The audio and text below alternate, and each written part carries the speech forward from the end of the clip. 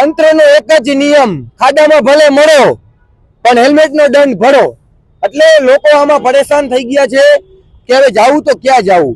રાજકોટના આજ રોજ જુદા જુદા સંગઠનના ગ્રુપો અગ્રણીઓ બધા એક સાથે મળીને અને આજ રોજ અમે હેલ્મેટનો જે કાળો કાયદો છે તેનો અમે વિરોધ કરી રહ્યા છીએ કે લોકોને હેરાન કરવાનું બંધ કરો અને આ જે કાળો કાયદો છે હેલ્મેટનો તેઓ સાવ રદ થવામાં આવે. બીજું કે લોકોને જે ઈ મેમો આપ્યા છે જે હજી આપણે ખબર ન હોય ને પોલીસ કાલે જ તમે જોયું બધાએ કે પોલીસ દ્વારા કહેવામાં આવ્યું કે ઈ મેમો તો ઘરે આવશે અથવા તો ઈ હજી ચાલુ છે. તો ઈ બધું ઈ મેમો જે છે કેસ કર્યા છે, લાખો રૂપિયાના લોકોને ફોટા પાડ્યા છે, તો ઈ પણ રદ થવું જોઈએ.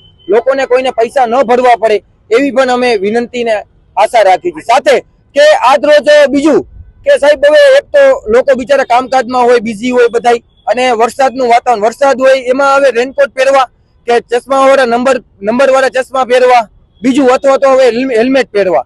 એટલે અમે કઈ જોકર નથી, પણ સરકારે અમને આવા કાયદા નાખીને કડક અમલવારી કરીને અમને જોકર બનાવી દીધા છે. તમે જોવો છો તે પહેલા પણ ધારાસભ્ય સાહેબે ને બધાએ રજૂઆત ઉપર કરી હતી, તો પણ શું થયું? રજૂઆતનું કઈ અસર ન થઈ કે કડક અમલવારી તમે ન કરતા. એટલે કડક અમલવારી ન કરતા તો કેમ તમે કરો કડક અમલવારી, કાં તો તમે સાવ પૂરું કરી નાખો. કેમ કે આ તો એવું થયું કે 500 જણાને તમે રોકવાના નથી અને 200 જણાને રોકવાના, ઈ થયું ને.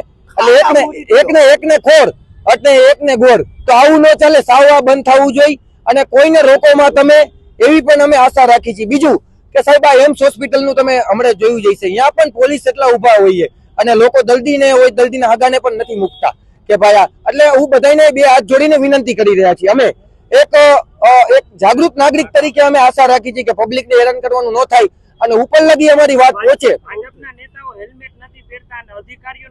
હા, એટલે ઈ જ કીધું ને કે કડક અમલવારી ન થાય. એટલે ખાસ વ્યક્તિ હોય ને જે એની ઉપર 200-300 જણાની ઉપર ન થાય, જે 200 જણા બીજા વધે તમારા મારા જેવા એની ઉપર થાય. એટલે